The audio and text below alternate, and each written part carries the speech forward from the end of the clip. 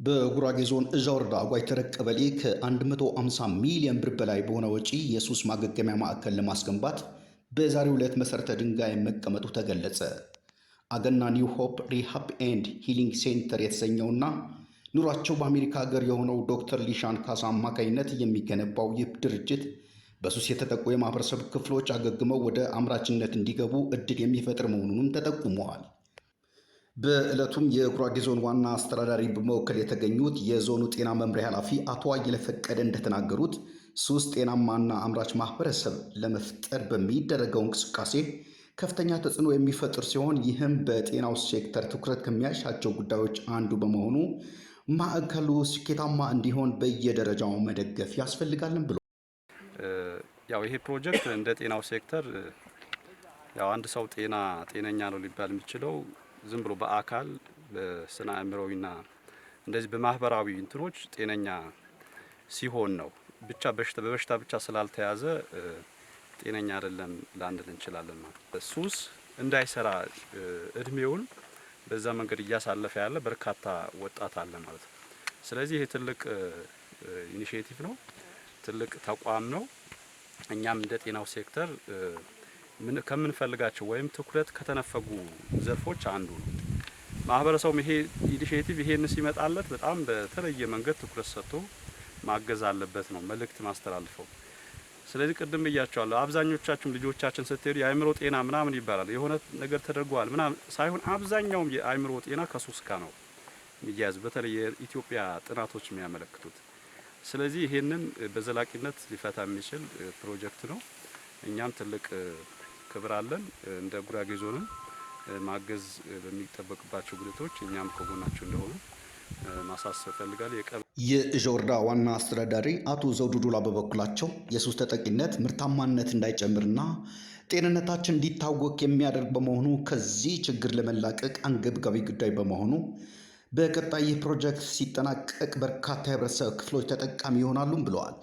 በዚህ የሱስ ተጠቂነት ምርታማነታችን እንዳይጨምር፣ ጤንነታችን እንዲታወክ፣ አጠቃላይ ጥሩ ስለ ልቦናና ስብና እንዳይኖረን የሚያረግ ከመሆኑ ጋር ተያይዞ ከዚህ ችግር መላቀቅ አንገብጋቢ ጉዳይ ሆኖ ተገኝቷል ማለት ነው። ጥናቶች እንደሚያሳዩት ጉራጌ ዞን በተለይ በዚህ ከመጠቃት አንጻር በጣም ከፍተኛው የሆነ ጫና ያለበት ዞን እንደሆነ ይታወቃል ማለት ነው። ስለዚህ ይህን ችግር ሊፈታ የሚችል ቀደም እንደተቀመጠው በዶክተር ሊሻን ካሳ አማካኝነት ይሄ ፕሮጀክት እዚህኛ አካባቢ እንዲመጣ ጥያቄ ቀርቧል።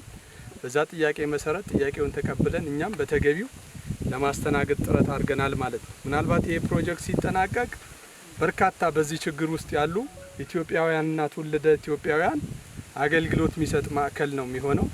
በየዙሩ ነው የሚሰራው። በአንድ ዙር ቢያንስ ከ100 እስከ 250 የሱስ ተጠቂዎች እዚህ ማዕከል ላይ የተለያየ ስልጠና እንዲሁም የማገገሚያ ስትራቴጂዎች ተቀርጸው በተገቢው ሁኔታ አገግመው ጠቃሚ ዜጎች እንዲሆኑ ለማድረግ ታሳቢ ያደረገ ነው ማለት ነው።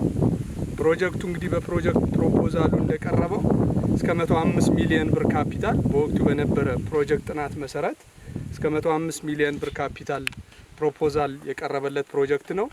የሚሰራው ደግሞ ደረጃ በደረጃ ነው ማለት ነው። በመጀመሪያ ዙር የሚሰራው አሉ፣ በሁለተኛ ዙር እያለ የ5 ዓመት ጊዜ ቆይታ የሚኖረው ፕሮጀክት እንደሆነ ነው ፕሮጀክት ፕሮፖዛሉ የሚያሳየው ማለት ነው።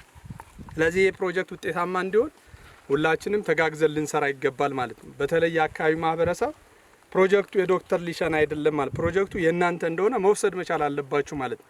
ስለዚህ ፕሮጀክቱ በሚያደርገው አጠቃላይ እንቅስቃሴ ከጎን ሆናችሁ ልታግዙ ይገባል ማለት ነው። የፕሮጀክቱ ባለቤትና አስተባባሪ ዶክተር ሊሻን ካሳ በበኩላቸው የህብረተሰቡ ችግር ምን እንደሆነና በተለይም ወጣቱ ወደ ስራ እንዳይገባ ተግዳሮት የሆኑ ምክንያቶች ላይ ጥናት በማድረግ ይህ ማዕከል ለማቋቋም መወሰናቸውን ተናግረዋል።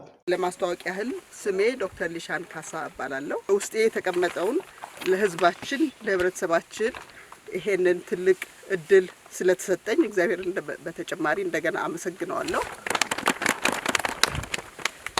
እኔ በቨርጂኒያ በአሜሪካን ሀገር ውስጥ ነው የምኖረው። እዛ ውስጥ በምሰራበት ጊዜ ለህብረተሰቡ ምን ማበርከት አለብኝ በሚለው ሀሳብ የህዝባችን ትልቁ ችግር ምንድነው፣ ወጣቱ እንዳይሰራ ያደረገው ምንድነው የሚለው ነገር ወደ አእምሮ ይመጣ እና ትጉ ሰራተኛ እንዳይሆን ካደረገው አንደኛው ችግሩ የሱስ መሆኑን ተረድቼ ሱስ በተለይ በጫትና በአልኮል ያለው ሱስ ስራ ፈትነትና እንዳይተጉ ስላደረገ ይሄንን ሐሳብ ይዤ መጥቻለሁ ለህብረተሰቡ ለማበርከት ማለት ነው። በጣም እናመሰግናለን።